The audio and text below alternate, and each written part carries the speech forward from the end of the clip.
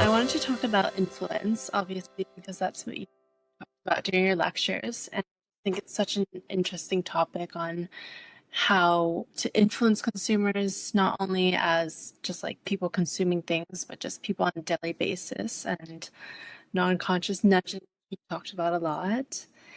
And I really think it's important that we are aware that we're being influenced because when you're not aware, I think that's the most challenging part and when you're actually prone to the most risk.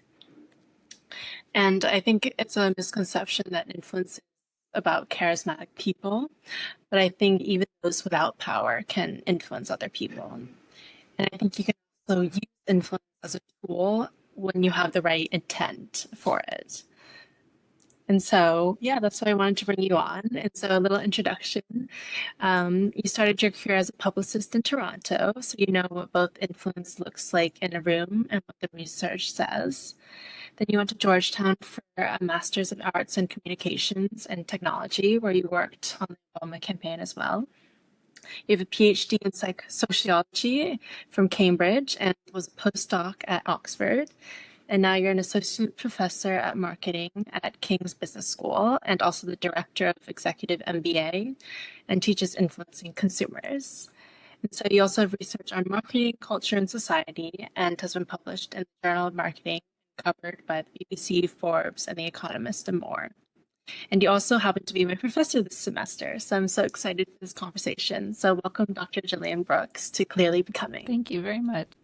So I wanted to talk about your career arc. So what were the pivots in your career and how has it shaped where you are now?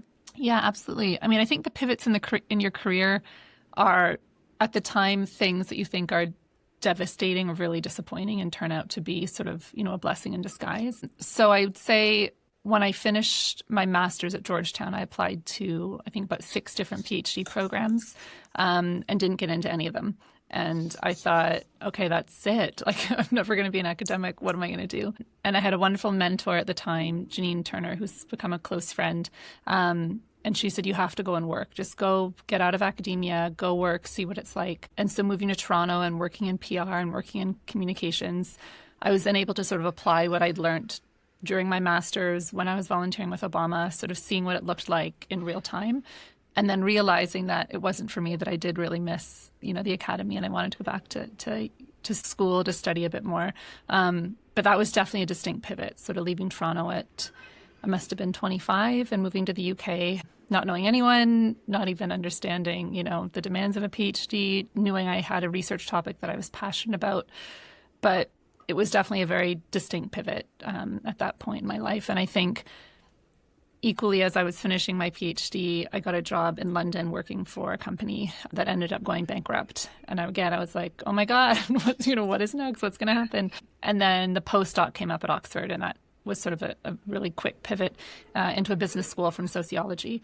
So all of these moments where I've pivoted, I think the through line has always been looking at, comms, persuasion, influence, but sort of taking something that at the time was really devastating or disappointing, or I thought life altering, being young at the time, that now has sort of shaped who I am. So pivoting in a positive way, but at the time seemingly disastrous. Yeah, definitely. How did you get into sociology and communications and everything? Yeah, so my undergrad was at McMaster University, which is in Hamilton, just near Toronto, in communications and comparative literature. It was a double major. And I'd always been interested in media. I worked on the student paper while I was at Mac as the news editor. And I was really interested in who determines what news is, or who determines how we think about certain events in our lives.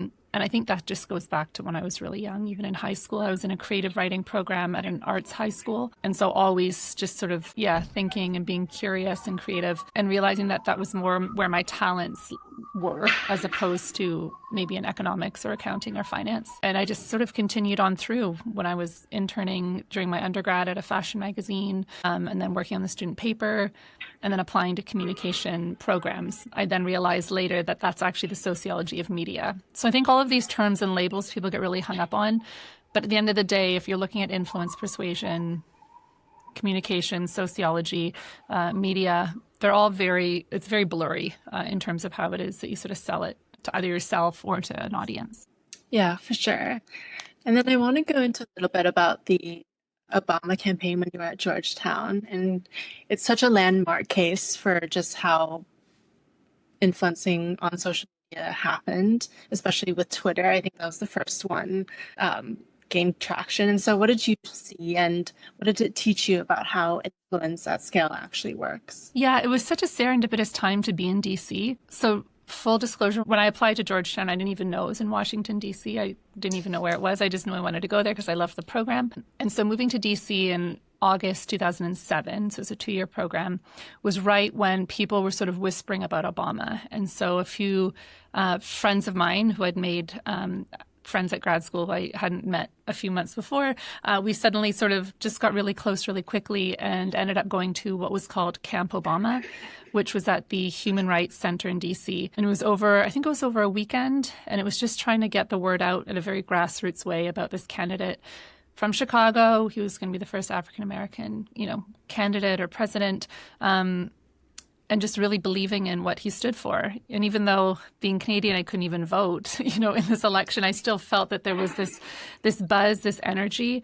And the program that we were studying is communication, culture, and technology. So it was looking at all elements of influence, persuasion, lobbying, political campaigning. And so we just started volunteering, friends, really just helping friends and going to door in different states over Super Tuesday and registering voters. And then what I did notice was that you can really build a movement if people get on board with it. And that's one thing that the Obama campaign absolutely leveraged, and something that I think because younger people got into it, got involved, it was just a no-brainer in terms of that passion and that energy from young, not first-time voters, but almost maybe second-time voters, who really felt that maybe they had been, I don't know, forgotten or voiceless. So it was just one of the most incredible 2 years. So we would involve ourselves in the primaries by even just getting him to become the candidate, and then once he was the candidate, really trying to push through until November, 2008, and then going to the inaugural balls, going to inauguration, sort of seeing it full circle was something that I think, you'll never forget. Yeah, no, it sounds amazing. And you talked about that energy and building community. How does one kind of build that? I think it comes down to values, right? So if you want to build anything, you want people involved who are ideologically aligned with you, right? That's sort of, if you remember from our class, we had sort of those 4 characteristics of having influence. An ideological alignment, perceptual affinity, all of those things are so crucial to get people behind any idea, whether it's selling toothpaste or selling a candidate. And so he was just steeped in these values that really resonated with a passionate group of people, which is sort of a perfect marriage for, getting information out and getting people behind a cause.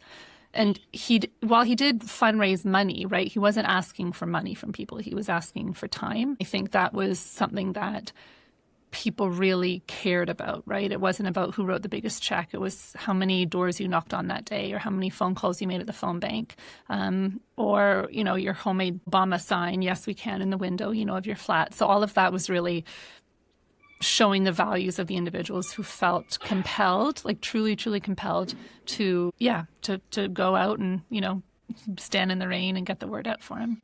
Yeah, for sure. And then there is a concept called the mere exposure effect, which kind of talks about repeated, consistent visibility building trust. And so, how much do you think consistency is important to build influence?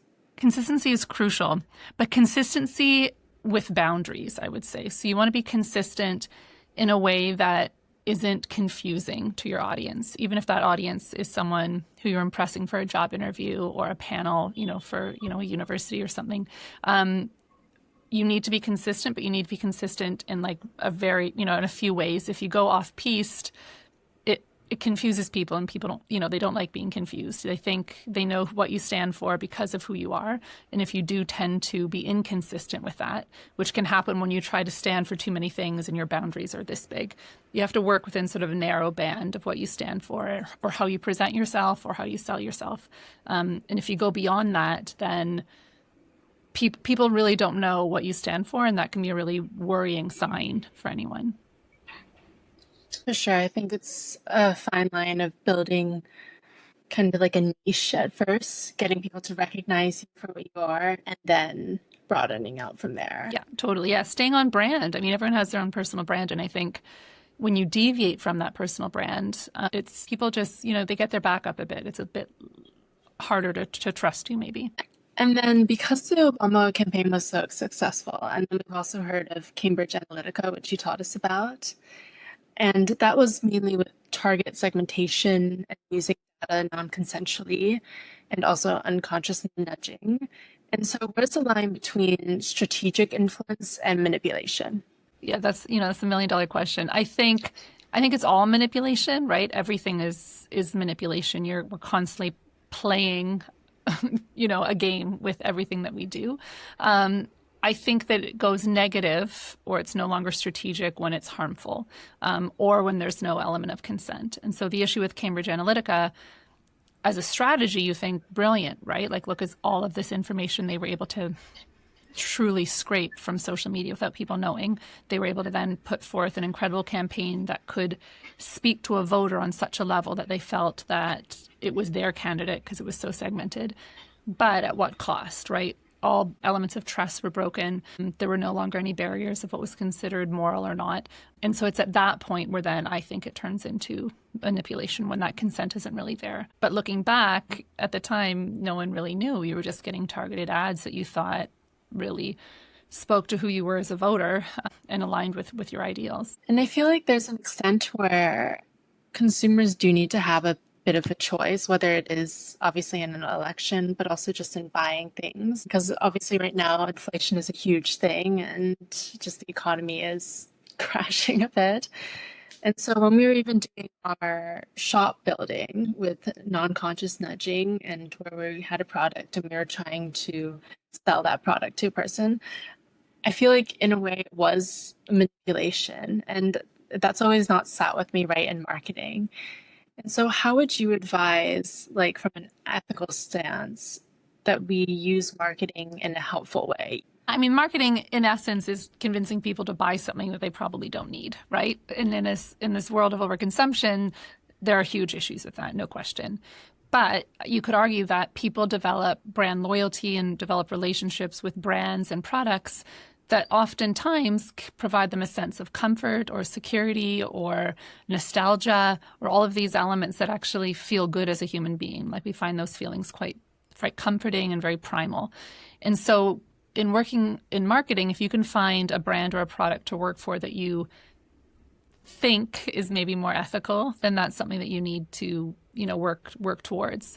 But again, if you work, I don't know, for an agency and suddenly, this wouldn't happen now, but you were suddenly selling fur coats, right, for example, and you were against fur for obvious reasons, that would be something that would be hard to swallow. But then you might convince yourself, okay, but I need a paycheck to come home so I could pay my rent.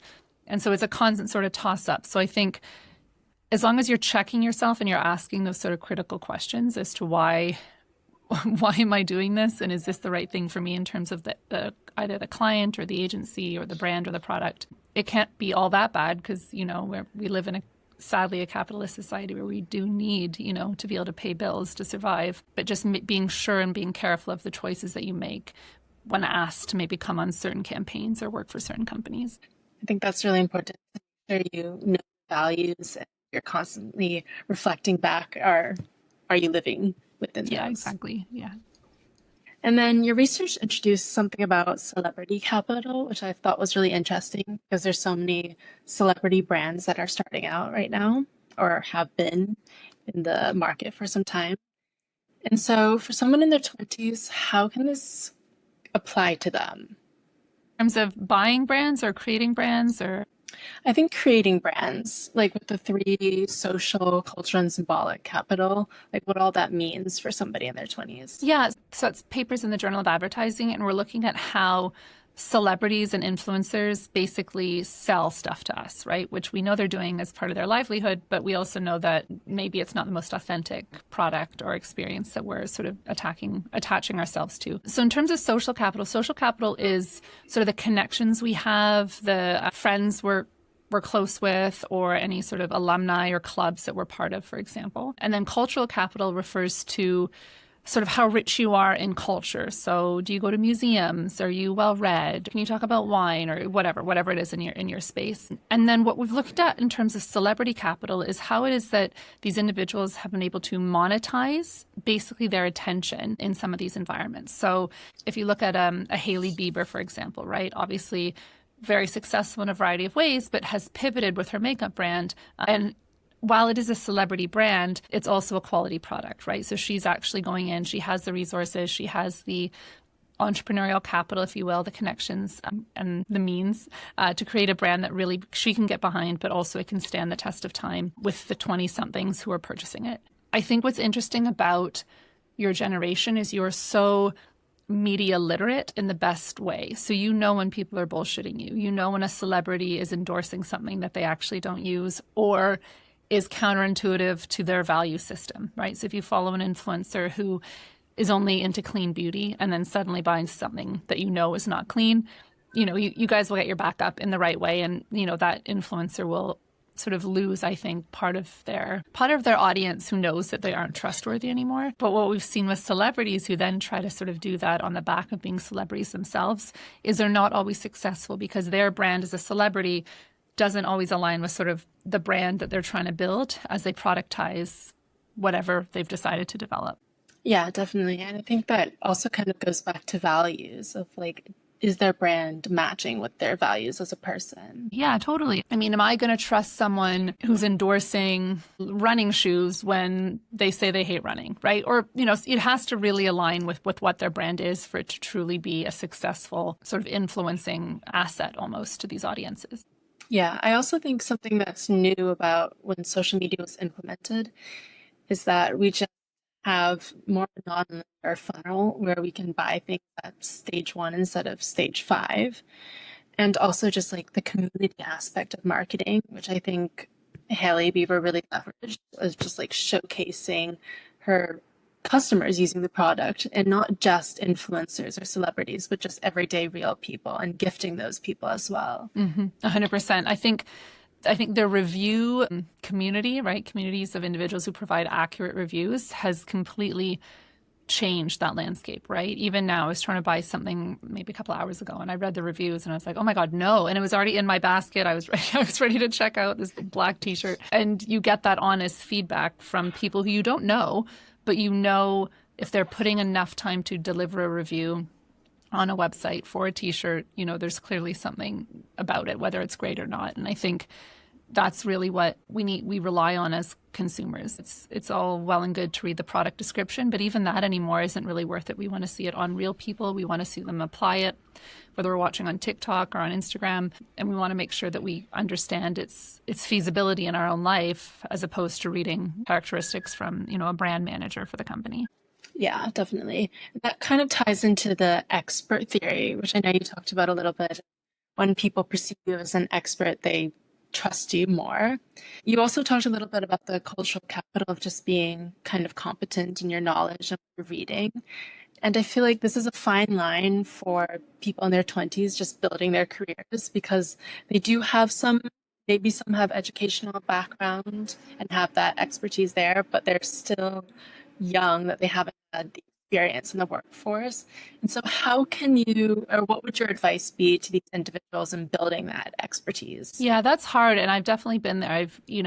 Especially when you're starting out in your career and you go into those meetings and they know either you're an intern or you're a first year or you're on the graduate scheme and, as well intended as you are, it's proving to them that you're legitimate and you deserve to be there. And you're still suffering from imposter syndrome because you think, are they going to figure out that I don't know what I'm doing, even though you do? And so I would say to people, the best advice that I ever had is if you're going to be an expert on something, make sure that you're an expert on that topic and you know that topic really, really well. You don't want to be, I always get the phrase wrong, but like a jack of all trades. Like that's great at some point. But proving that you're an expert, even if it is something so small, can actually prove the halo effect, where then if you maybe do a little bit of a dip one day, you have an off day, but you still have this sort of almost halo above you as being an expert or being really trustworthy or charismatic, then people tend to sort of let that go, that sort of rough day or that one little error or minor gaffe. But for your generation, I mean, you guys are so brilliant with social media. And I think a lot of companies are starting to put in this like reverse mentoring where they'll have maybe someone, not C-suite, but maybe someone senior, a little bit older, who then is seeking out advice from you guys to understand, okay, what does it mean to have a high level of engagement? What is trending on TikTok? How do people want to be communicated to? Just last night, I went to I guess it was the undergraduate celebration for, all of you guys celebrating. I think it was International Management, Economics and Management, Business Management, whatever. It was like all the undergrads. And they had a really low show up. They had 250 people register. And I think there are about 70 who were there. And so my colleague, who's the program director, literally went around and just said, okay, so what do you want? Like, how do we get more of you here? Is the timing off? Should we have done this in April? Is it the location? Yes, it's a heat wave in London. Like all this tacit knowledge that we don't have, that you guys are very well versed in, is something that you can really sort of teach people, knowing that you're sort of the bridge between maybe generations, between Gen Z or millennials or boomers or whatever. And that level of communicating and sort of explaining that to people who don't get it is an expertise in and of itself. I think there's also something about that our generation has so much choice. And I think it can be a good and a bad thing, in a good sense of that we have a lot of knowledge about just products, and when we step into, we already know what we want and we already know what the materials are, but we still don't have that experience. But I also think it goes into the choice paralysis or choice overload, where it's just because we have so much, we think we can find something better. And this also goes into like the maximizer and sacrificer. And so I guess what would your advice be with having all these choices, and you do need to make a decision at the end of the day? How does one do that? In terms of like a small choice, like a product, or like a job choice? Let's do a job choice. I mean, I think at the end of the day, when you're starting out, is working somewhere where you're going to learn the most. I mean, I think that's, if you can grow your CV in your first job over those first, 2 to 3 years, that's what you want. So for example, either you're in-house, but you're talking to lots of different departments, or you've got an agency and you're getting different clients. Regardless, it's not pigeonholing yourself too much. While you might be an expert in a skill set, you should have a fair amount of sort of breadth and depth in terms of what they're asking you to do with that company specifically, because that's how you grow your personal brand. So that when you leave, that environment in some capacity, you've just collected a lot more experience than you otherwise would have. And I think a lot of people see those first jobs as, oh, it's just my foot in the door, I'll just see how it goes. But it's really important to be, I don't want to say aggressive, but just really aware of what opportunities you can learn from, even by volunteering for different things within an office environment, because those are all elements that you will add to your CV that will help as you move up to your next sort of job or career pivot or whatever that might be. Something that I've learned is just being so proactive in that environment and not just waiting for people. Yeah. I think it's really, I noticed that when I first started in PR, no one's going to come and tell you, go do this. Like, you have to just be like, this needs to get done. I'm going to do it, and just be that person. And then it pays off in the long run. And you do see those who rise and those who kind of stagnate. And it's often based, I think, on initiative. Obviously, hard work, skill set, yes, but initiative, I think, really can't be overlooked. With the CV and everything, we talked about the agenda setting theory and being on the top of the fold. So what do you think should be on the top of the fold in the resume? The biggest thing in the resume are brand names. So if you can show your pedigree in terms of maybe where you went to college, any internships you had, anything that sort of stands out as a signal that you're someone who knows what they're doing, or who is authoritative, or who has an interesting background. Because when they look at CVs, unfortunately, they scan them so quickly, and it's often someone in HR, not the person you're actually going to be working for. So you need those sort of quick wins at sort of the top part of your CV, which is often education, brand name internships, if you've lived in different countries, right? All things that sort of signal resilience, ambition, intelligence, things like that, hard work ethic. You want to show them that instead of just listing, these are my personal characteristics. You need them to get there quicker by having those signals of those brand names. And in interviews, I feel like a common question is, are you looking at other companies, or are you looking at other applications? And I kind of thought about the scarcity effect of if they think you're looking at other things and you have different priorities and you could go to somewhere else, just like as this product is only available for X amount of days, people tend to buy it. Do you think that can kind of go with in the interview process, or do you think we should even mention the other jobs? Yeah, it's a good question. I would mention the other companies if they're competitors or they're maybe of a higher status than that brand, right? If you can signal to them that I am looking around and I believe that my caliber is here and these are the people who I should be working with and working for. Because I've asked this for people we've hired, it's signaling to them who else is interested, and if it's someone who's your competitor or someone who you as a company admire, or kind of keeping your eye out and you think, oh, wow, okay, they're also looking at this person, then we should really do our due diligence. So I think the scarcity effect, brilliant, works really, really well, but I think it can be played differently when you're on the job market. And then I know you brought up the article that has just stayed with me, The Power of Who Gets Heard and Why by Deborah Tannen. And it's funny because my mom was telling me that she had heard of her. And I thought it was really interesting about just the difference of genders and how they respond differently, especially in the sense of negotiation, and where men are more competitive in the sense, I don't know, the higher salary or whatever. And then where women to align with other people or assimilate to people, and they even lower themselves for that. And so I was wondering if you could just give an example of what that's happened in your life and where you've seen that. Yeah, absolutely. I would say when I got tenure at King's, it's when you get to sort of renegotiate your salary. So in academia, you don't negotiate your salary until you get a promotion. So it doesn't happen often. It's based on a variety of things, but the publication cycle in academia takes quite a bit of time to get a paper out. And so you don't get these opportunities very often. And so when I got tenure, I was given a number on a piece of paper. And I thought, no, this isn't, I deserve more than this. But I had to convince the audience of one, the dean, the gatekeeper, that I was worthy of more money. So I knew that he had a background in sort of accounting and finance. So I needed to speak to him with the numbers. I knew that was how it would work with him. Me being a qualitative researcher and an ethnographer, that was definitely out of my zone, but I knew that would work. And so what I did is I made a chart of all of the publication, the Google citations of everyone at London schools who we were competing with in the Russell Group. What was their Google citation count and what was their salary? Then I literally said, well, this is where I am and this is my Google count and this is the salary you've told me, but at every other institution, this is the Google count and this is the salary. So it took a little bit of time to get that number.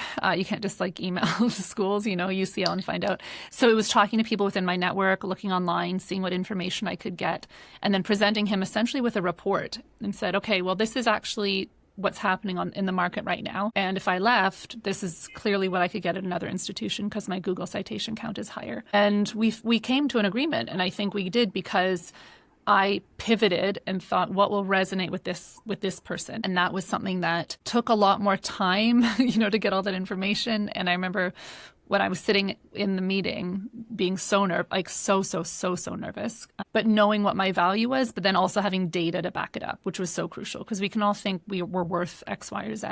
But if you don't have anything to back it up objectively, then it's really hard to convince someone.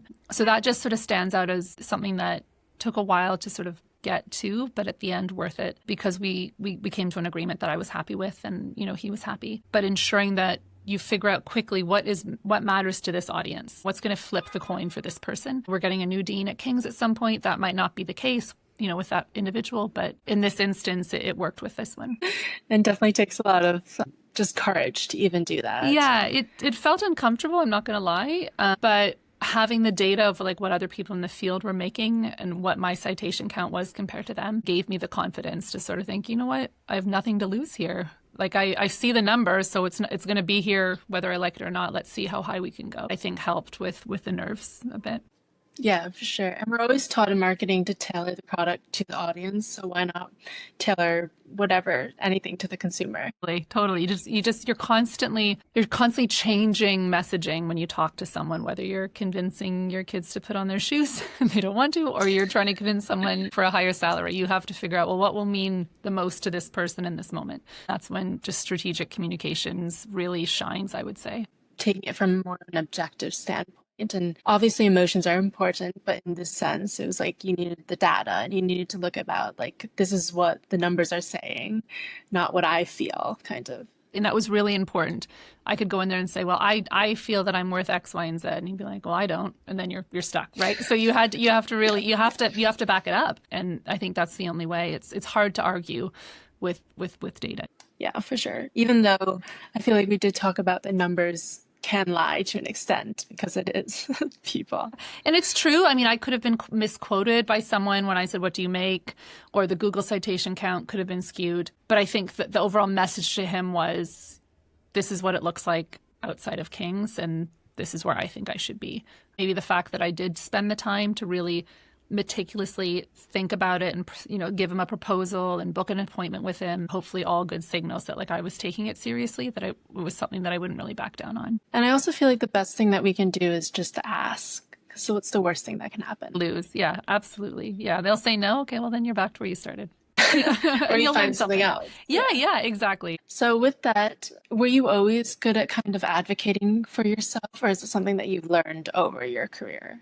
It's definitely something I've learned. I've become more resilient with it. I think when I started, I just thought, I'm just happy to be here. Like, you know, thanks for inviting me kind of thing. I think that was just sort of the way I looked at it. But I think with age and with setbacks, you do become a bit more resilient about your worth and that you don't really have anything to lose and no one will advocate for you. I think that's sort of the biggest. That's something I'm trying to teach my 8-year-old now is like, I'm here to help you, of course, but I'm not in the schoolyard at 2:00 on a Thursday, right?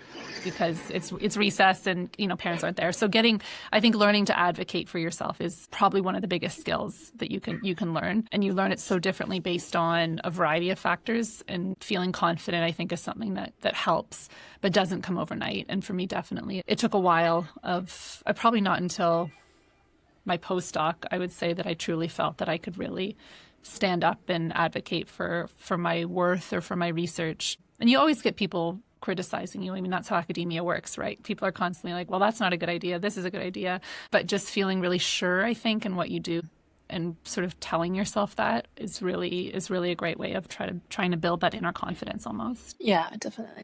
And you've definitely like a plethora of academia, not only in your research, but also just in your education. I find a lot of people going into their masters rather than getting a job just because of the employment right now. It's just really difficult.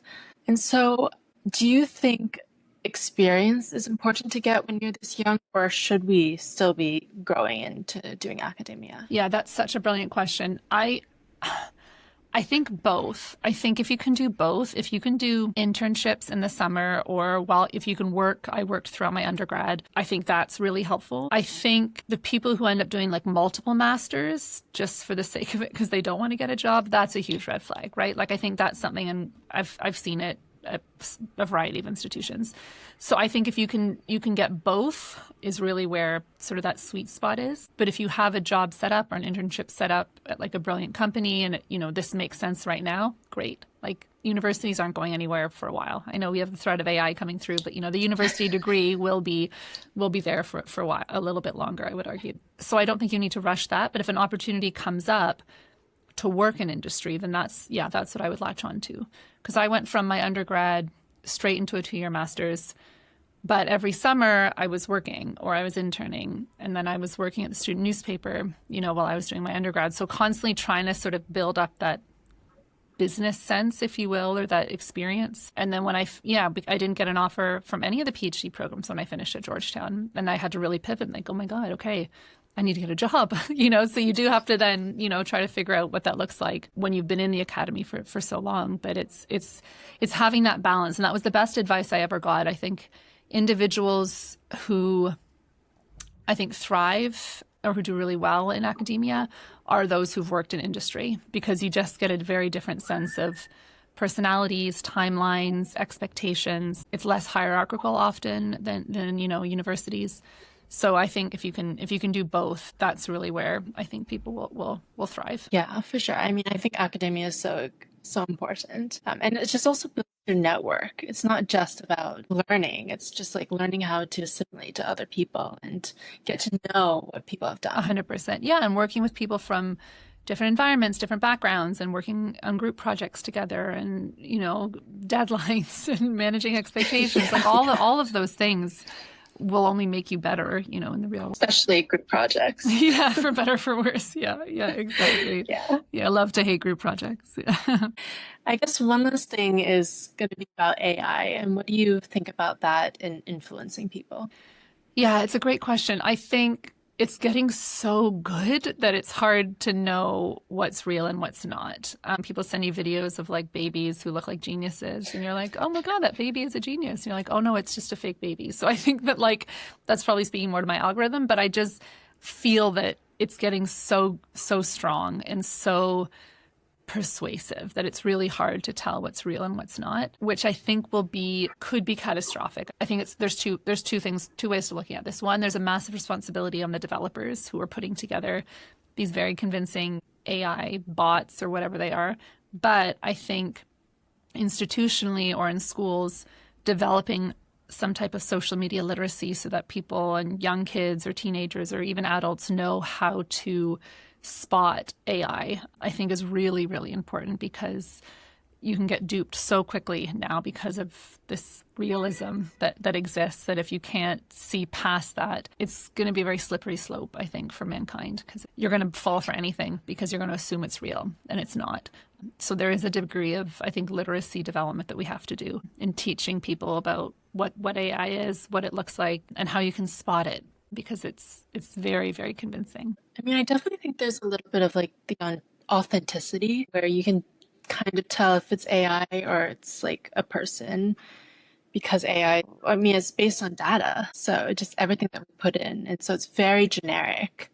So I think that's kind of where you can tell a little bit in marketing, even though it is still hard. I think it's harder to spot, but Chat GPT or Claude or any of that, you can usually, I see it in assignments. I know who's used it in class. You're right. It's very, the references are wrong. There's no critical thinking or rigor. You can tell pretty quickly. But it's the AI generated imagery that I think is very scary, because it looks so real. And as we've learned, in that course, with agenda setting or with social cognitive theory or any of these theories, you believe what you see. And if you see something that isn't real, that's really going to change your perspective of how events unfold or how you understand different perspectives, which can be really, really damaging.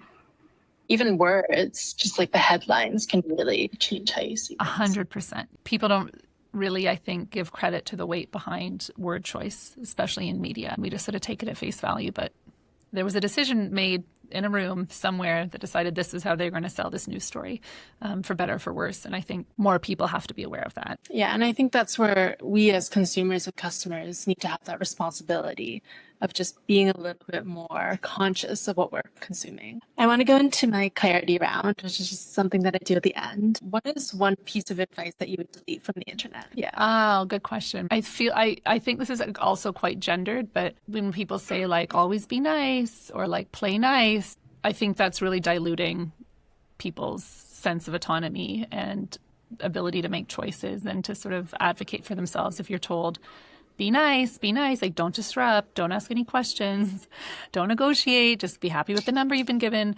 I think that's something that I'm hoping the next generation or your generation or my daughter's generation won't have to passively accept as like, oh, I should just be nice, it'll all work out. Because I think too many young girls are just taught to just be nice and like just take it, if someone's picking on you, or if you just don't disagree, just keep everything, nice and calm. I think that's doing a real disservice to the potential of how girls grow up into women. So I would really love not to see that line anywhere. There's better things we can say. I think that goes into the whole people-pleasing mentality and just how it really doesn't serve anyone, because it leads to resentment. Yeah, we've outgrown the people-pleasing phase, and it didn't work. Yeah, definitely not. What is one thing that is a current non-negotiable for you? And it could be any aspect. A current non-negotiable is, so I have to travel for work often, and I try not to be gone more than 4 nights. I think that's, even if that means I'm on the red eye, and the last night I'm on red eye, I think that's a non-negotiable. Just not being away from my kids for too many bedtimes, I think, is something that I'm really trying to, they're at school all day and they have after school club, but like bedtime is pretty sacred because we get to chat and just sort of, be be together. And I think it's so important to realize that your work can be your passion. It's so important to do it. You also have other aspects in your life that need attention. Totally. And I've told, we've had that discussion. I love my job and I've worked really hard and it's a big part of who I am, but also being a mom is also something that's so important to me. And I want both my son and my daughter to see me working. I think that's really important. So if I can just, get those small wins with more bedtimes, I feel better about it, which is, who knows if it's going to work, but in my mind, I feel better about it.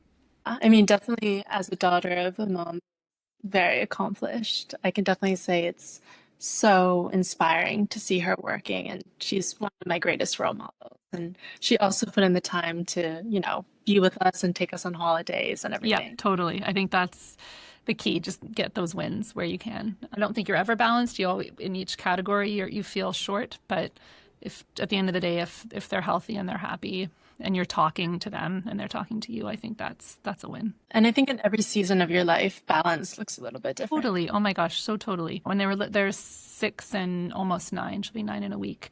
Yeah, very different, very different phase than when they were, 2 and 3, and they really genuinely needed me. They just need me in different ways now, and I know that'll get more complicated as the teenagers come. But I think you're right; these seasons are something that we just need to again pivot on and see where we end up.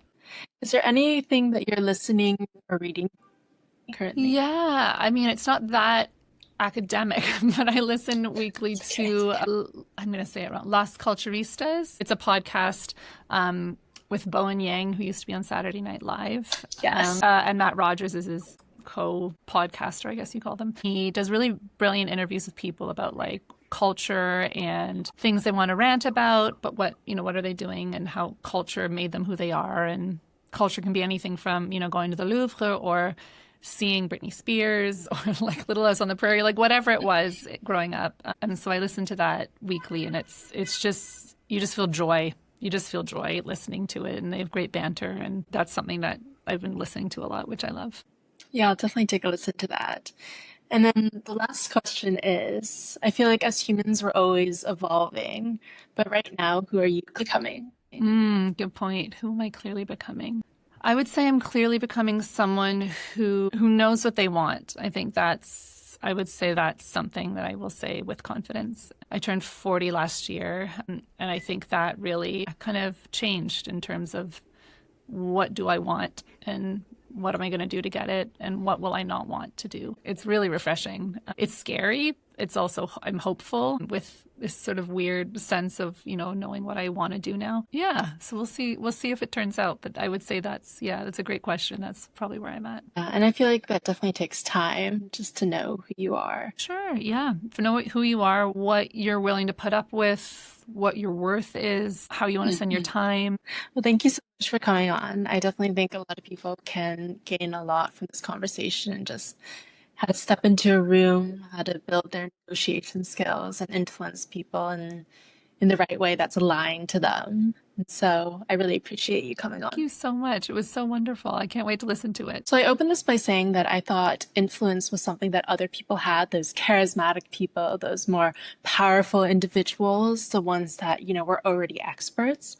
But what I'm leaving with is that influence is already happening around us, from just the ads that you see on the tube, with the subway or the metro, wherever you get your transportation, or even in the campaigns that you scroll past on social media, all of those ads, we know they're there. We know we see them. And then the defaults that you kind of never question, just like the word choice in articles and things like that, and actually how curated they are. And so the question was never whether you are being influenced, it's whether you're aware of it. And I hope this conversation brought a little bit more attention into that influence is happening all around you, and you need to be responsible for what you're consciously consuming, and also how you can leverage it in rooms either in your career or in your personal life while being aligned to your values, so then you don't cross the threshold of manipulation, which we've seen. And it's dangerous when that happens. So I think this week, I want you to pick one space in a meeting or a message, or even how you introduce yourself to people in a coffee shop or whatever you're doing, and show up deliberately, show up how you want to become and how you want to be, and not performing, but really intentional. Because again, the tool is neutral, but the intent isn't. And so you really have to be conscious of how you're showing up. So screenshot a line that really added value. And I hope you guys took a lot away from this conversation. And definitely Dr. Gillian Brooks has a lot to say. And so I'm very grateful and appreciative to have her on. And comment down below, subscribe so I can keep making these videos and also having these amazing guests on. And I hope you resonated with, and also share this with somebody that could also use a little bit of a refresher on what influencing is. I read each and every comment and I appreciate each and every one of you. So thank you so much. And I'll see you in the next episode. Bye.